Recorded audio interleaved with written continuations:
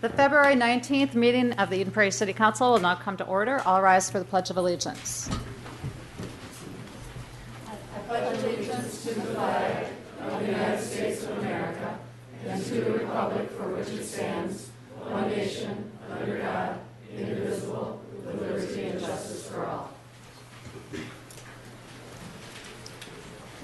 Welcome to everybody in the audience tonight, and I just wanted to mention that prior to the start of each city council meeting, we do give citizens an opportunity to address the council on issues that aren't on the agenda that evening, but do pertain to Eden Prairie city government.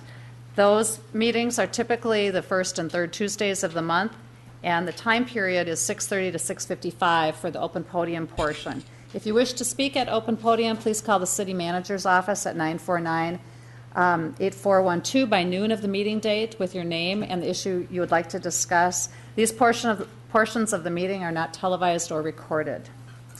The first thing we're going to do today is call to order the meeting for the HRA.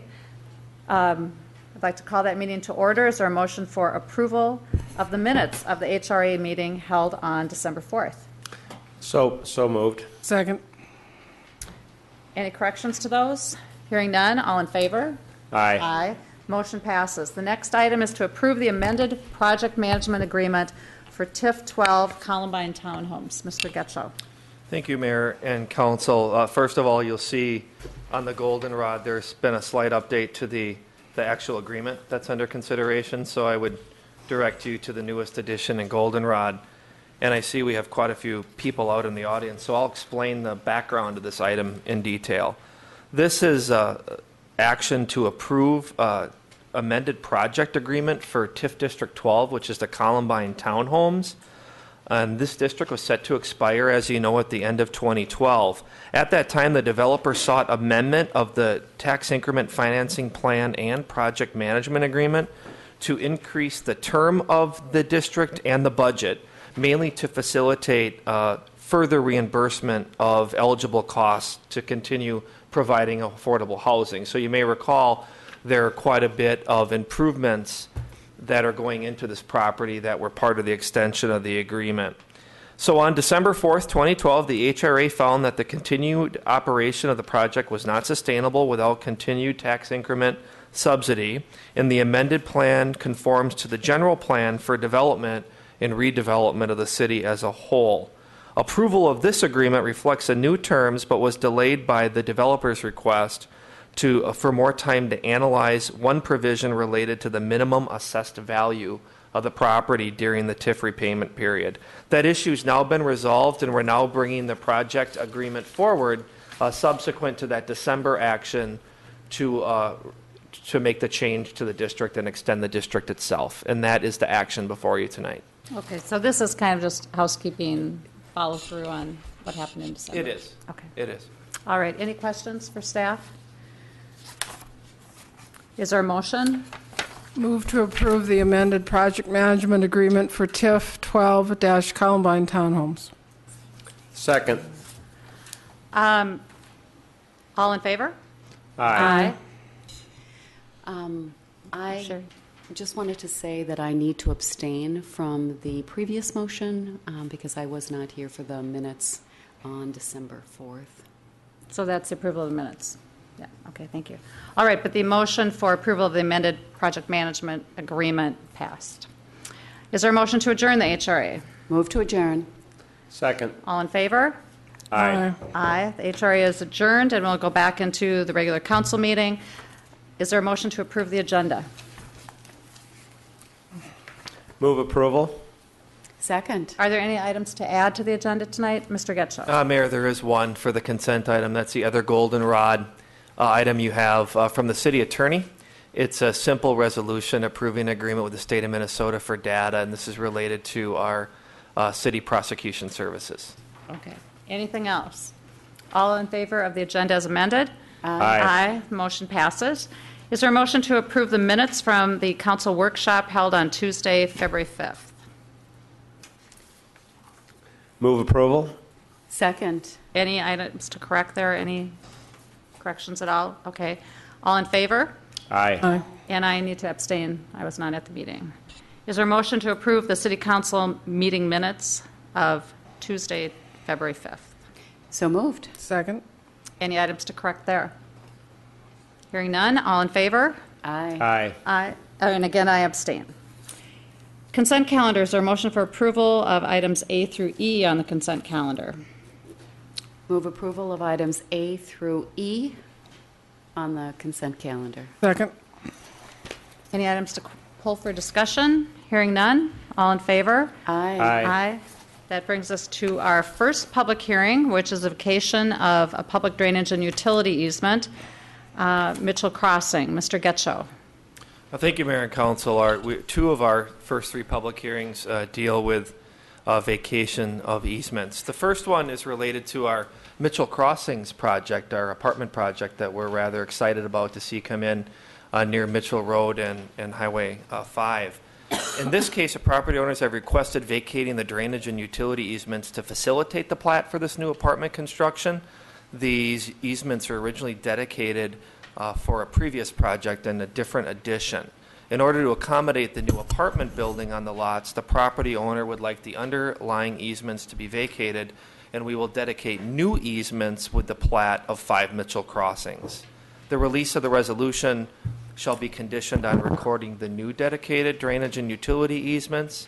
Official notice of this public hearing was published in the January 31st edition of the Eden Prairie News and sent to 7 property owners. Any questions for Mr. Getchell? This is a public hearing. Is there anyone from the audience that wants to address the council on the vacation of this easement? Okay, hearing none, is there a motion? Seeing none, I would move to close the public hearing and adopt the resolution vacating the public drainage and utility easements lying over, under, and across Outlot A, Mitchell Crossing, and Outlot A, Mitchell Crossing, Second Edition, and part over, under, and across Lot 1, Block 1, Edenvale Recreation Center, Second Edition, all in Hennepin County, Minnesota. Is there a second? Second. All in favor? Aye. The motion passes. We have another easement vacation. Mr. Getchell, do you want to discuss that? Yes, thank you, Mayor and Council. This vacation of this drainage and utility easement would allow for the construction of a new home on Riverview Road. So the property owners here have requested the vacation to facilitate that new construction. The drainage and utility easement here was vacated originally with the plat of Riverview Heights and then rededicated over the same lot with a different plat. In order to accommodate the new home, the property owners would like a part of the easement vacated, and the easement covers approximately half of the lot with the exception of a certain amount of footage around the lot, and that is not needed anymore from the city for drainage or utilities. Okay, thank you. Any questions for Mr. Getchell? Again, this is a public hearing. Is there anyone from the audience that wants to address council on this? Yes, if you would come to the podium and state your name and address for the record, please.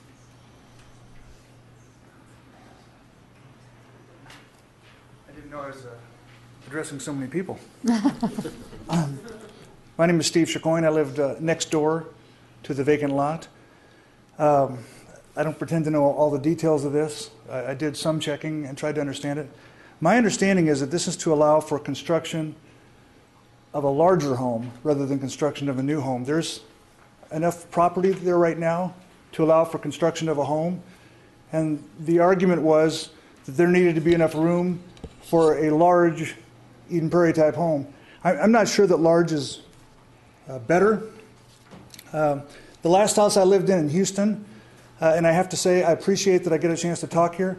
I didn't get that chance in Houston, and I ended up having my privacy affected, my property value affected, and actually my drainage affected.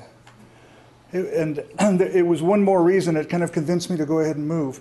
So I've lived in this house for over 10 years. My house has never flooded. There's never been a problem. I believe what we're talking about, when I look at the map, is a natural draw. I mean, I'm no longer a certified professional geologist, but I once was. I have a degree in geology. That's clearly a drainage area all through there.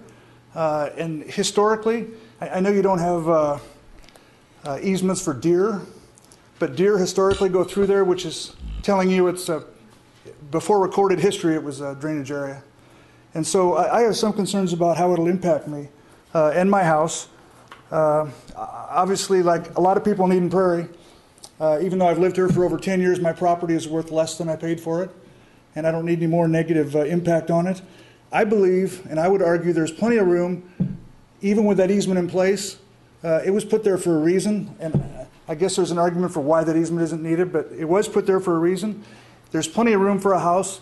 I know that house will have a basement and a second story. It'll be a substantial house in any case. Even despite that, though, there are plenty of houses in the neighborhood, above, below, that range from $200,000 houses to $400,000 houses to $500,000 and above. There's a broad range. So it's not like a house is going to be popped in here that's a $150,000 house that's incompatible with a neighborhood full of $800,000 houses. So I don't see why the vacation, and I'm opposed to it. Okay, thank you. But you raised some interesting questions. Maybe Mr. Ellis, you can address that. Should I go sit down? Yes, please. Thank you very Feel much free. for the time. Thank you, Mayor and Council.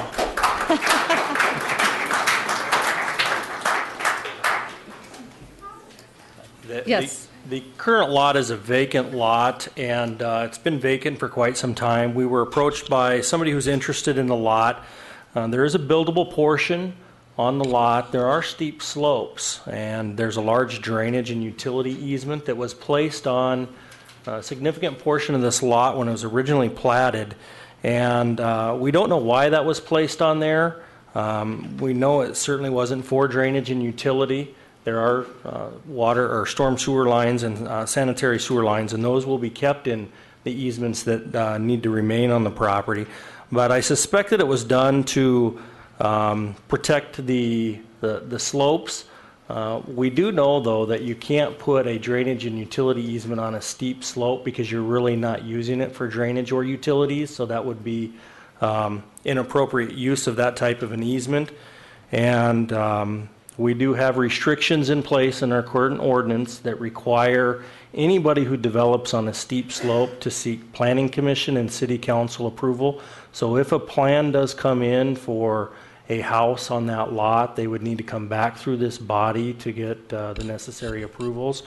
But we felt that the city would have a hard time defending retaining a drainage and utility easement if we're not using it for either of those. So there are some restrictions placed on that lot as far as steep slopes that would require additional approvals of council. And to add, Mayor and Council, too, I think there's a distinction between drainage and utility easements and the type of home that would be constructed as well, because obviously, as you know, we have code in terms of lot size requirements and setback requirements as well, independent of the easement, where that governs the type of home that can be constructed. So is this utility easement on the back of this piece of property, is it kind of an orphan easement? I mean, is it lots one to the, it looks like it's a one to the left and up above. Do those lots not have utility easements on them? Do you see the place that I'm looking? Yep, lots 1, 2, Okay. and 3. Yeah, I believe they have perimeter easements around them. In our research of this lot, and this entire development, there were a lot of restrictions placed on it for any type of development. But as these came in and were platted off, those restrictions were taken off. And I think for whatever reason, this lot never had those restrictions removed. It's the last lot that remains in this entire subdivision. There is definitely a buildable portion of this lot where you could fit a home. So it's not that it can't be developed, but our research showed that there was an original attempt to try to prevent a lot of development in this area, and this just happened to be a remnant that was left over. So, and then the other question I have would be, is it kind of legally difficult to justify this easement being there at this point in time?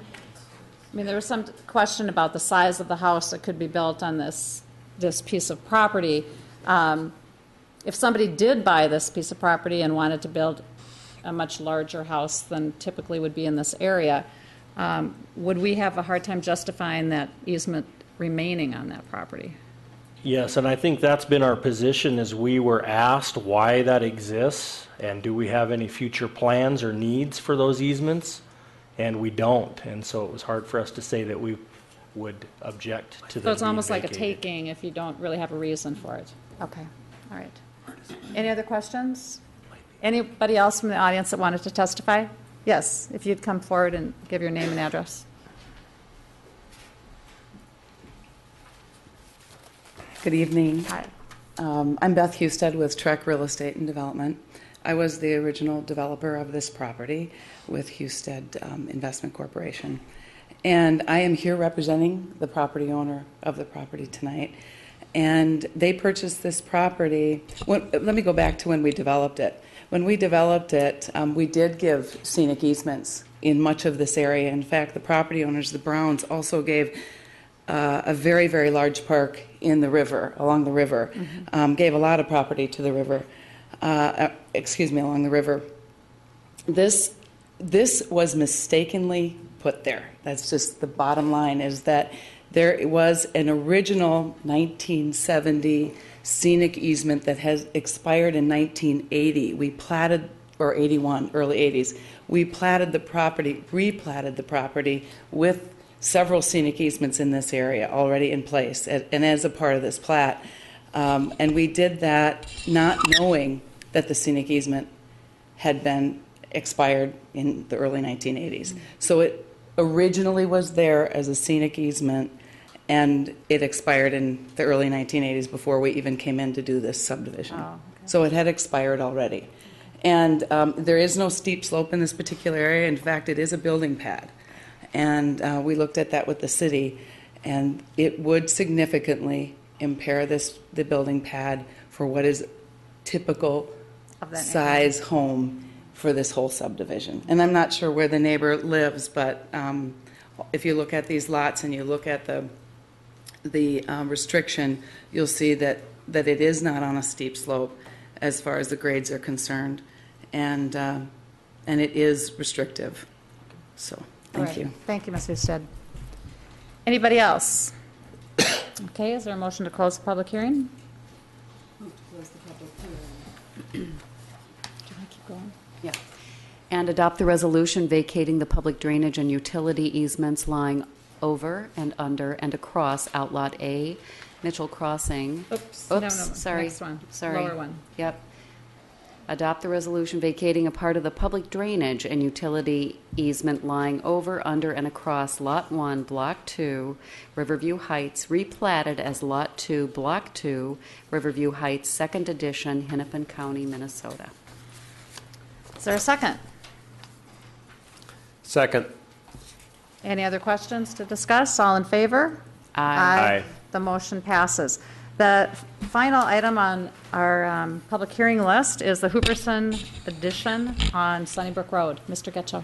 Thank you, Mayor and Council. Hooverson addition, this is a request for a guide plan change from parks and open space to low-density residential on 0.2 acres, and then also a planned unit development concept review, district review on 0.92 acres, and a zoning district change on those same acres from rural to R1 13.5, including a preliminary plat. The location is 12151 Sunnybrook Road, or the intersection of Homeward Hills and Sunnybrook Road. This is we're proposing here a 2-lot single-family subdivision that conforms with the R1 13.5 district with wetland buffers as well. And this is part of the project, you may recall previously, where the city sold some remnant land to allow for the redevelopment of one existing home, potentially into 2 future single-family homes. But Mr. Ellis, the project proponent, is here to give a brief presentation and provide an update, answer any questions you may have. Thank you, Mayor and Council, again. I think Rick covered it very well. You probably remember this item from back in October of 2012 when the purchase agreement was approved by Council for the sale of a little 30-foot by about 300-foot strip of city property that we had no use for, and that was sold to Patricia and Orrin Hooverson, who own the lot where there's the existing non-conforming structure. And our desire was to try to clean up, dress up that corner through the demolition of the existing structure, quite frankly. And that was a condition of the purchase agreement, is that in order for building permits to be issued for these 2 lots, should they be approved, that structure would be removed and single-family homes would be built in their place. And so before you tonight is a plan. I think you can see that. I'll zoom in a little bit more. But this is the lot in question. We've got Sunny Brook Drive and Homeward Hills Road right here. The 2 lots that would be created will look like this. Again, the existing structure is located right here. That would be demolished, and a new single-family residential unit would be constructed with access off of Sunnybrook. And then another new single-family home would be located on the southern portion of that lot with access out to Homeward Hills Road.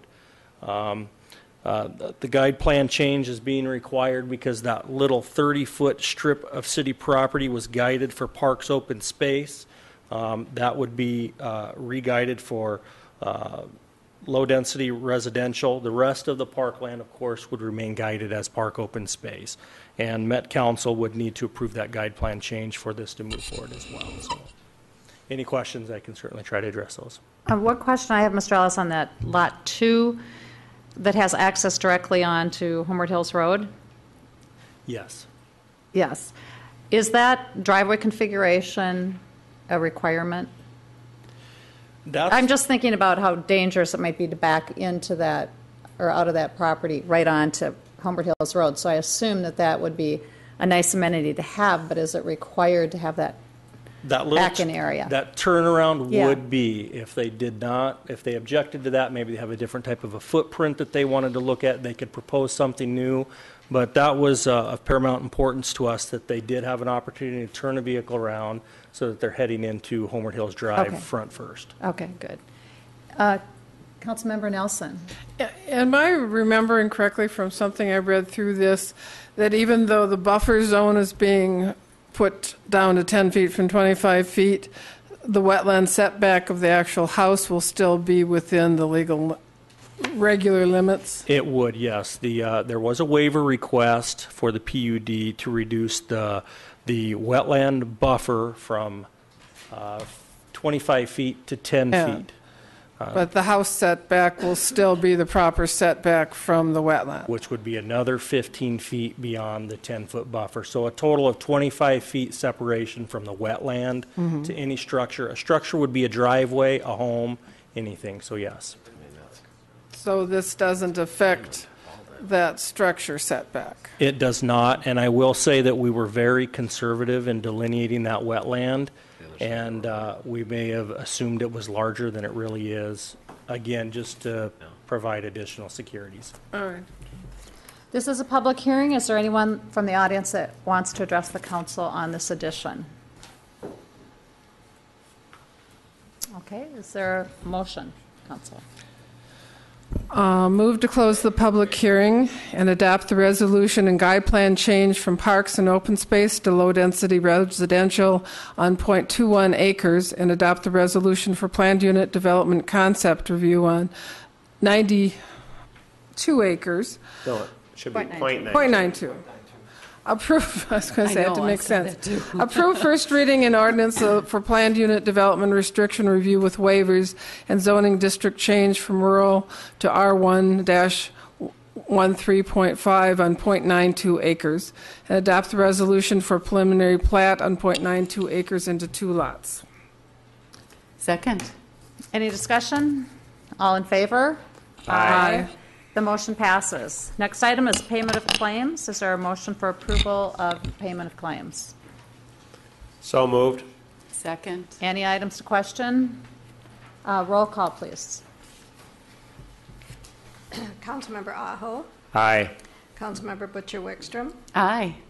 Councilmember Nelson. Aye. Mayor Terrelukens. Aye. The next item is something we don't do very often, is change the name of a street within our city. Mr. Getcho, do you want to discuss that?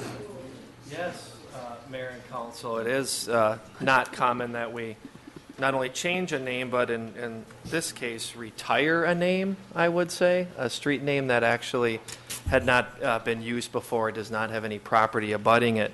In this case, we're talking about changing Cochrane Lane to Martin Drive, and Martin Drive is a street that surrounds Cochrane Lane and Mitchell Road in this area. So we're asking that Cochrane Lane be renamed Martin Drive from its intersection with Martin Drive to its intersection with Mitchell Road, both to provide consistency for emergency vehicles, but also for a clear and simple understanding for the properties that are developing that in that area.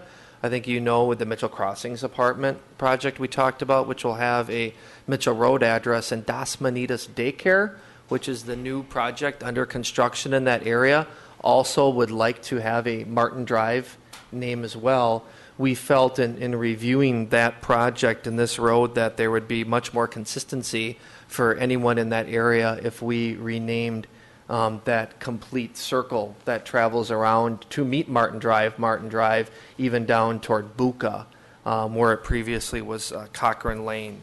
So the proposal before you is to approve for first and second reading, which would require unanimous approval, for at least for the second reading, to change Cochrane Lane to Martin Drive in that area that I mentioned. And as I also mentioned, there should be no business or residences affected at all by the name change. And we also checked, and we could find no conflict with any historical nature or any issue related to Cochrane Lane. Any questions for Mr. Getchell? Yeah. I do have one Councilmember question. What is the, we talked about no changes to any businesses. What is Buca's address? Because it looks like it's really on Cochrane Lane. Yeah, Mitchell Road. It is? Mitchell Road Okay. address, correct. Good. That's what I was hoping. Yeah. All right, Council, is there a motion? I move to approve first reading and second reading of the ordinance changing Cochrane Lane to Martin Drive from its intersection with Martin Drive to its intersection with Mitchell Road. Second. All in favor? Aye. The motion passes. Is there any other business to bring before the council tonight? Hearing none, is there a motion to adjourn? So moved. Second. All in favor? Aye. Meeting adjourned.